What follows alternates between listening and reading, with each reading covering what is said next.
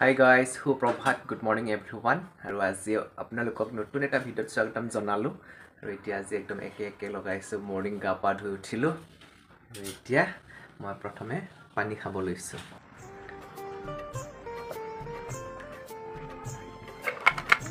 আৰু গাইজ পানী খোৱা হৈ গ'ল। আৰু এতিয়া একদম ধুনীয়াকৈ ভাত খাবলৈ লৈছোঁ দেই। এয়া কেঁচা জলকীয়া বহুত বেছি ভাল পাওঁ।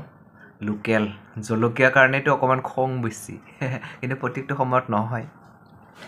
এতিয়া বিলাহী বেছ, এতিয়া ধুনীয়াকৈ বিলাহীৰ দেখুৱাইছোঁ দেই।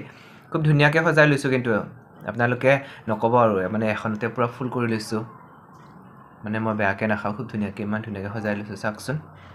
মানে কামো কম আৰু কাঁহীখনো খুব ধুনীয়া লাগিছে। দেখিছে, আমি যে বাহিৰত গ'লে কেতিয়াবা ক'ৰবাত যদি যাওঁ, আমি বিয়া খাব যাওঁ, তো চিটিবিলাকত তেতিয়া এনেকুৱা আমি থিয় হৈ পিনি নিজৰ ইচ্ছাৰে আমি লৈ পিনি খাব লগা হয়। কিন্তু আমাৰ গাঁৱৰ কিছুমান মানুহে গম নাপায়, তো এনেকুৱাকৈ আমি কামো আমাৰ কমি থাকে আৰু নিজে বনাই খোৱাৰ টেষ্ট দেখুৱাম।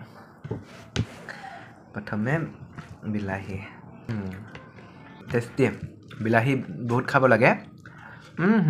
বিলাহীৰ দৰে হয় স্কিন, দেখিছা? একদম ৰঙালাও হৈ গৈছোঁ। আৰু ইয়াত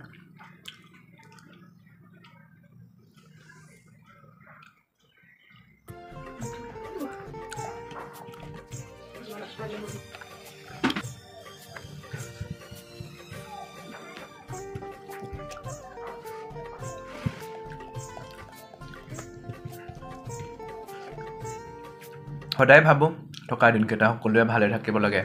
জীৱনটো যিহেতু দুদিনীয়া, সুখী হৈ থাকা দুদিনীয়া জীৱনত, সেইটোৱে। আৰু একচুৱেলি কাম কৰি যাব, সকলোৱে নিজৰ কামক বহুত বেছি শ্ৰদ্ধা কৰিব। লগতে মা দেউতাক দেই, নিজৰ মা দেউতাক বহুত বেছি মৰম কৰিব। কিন্তু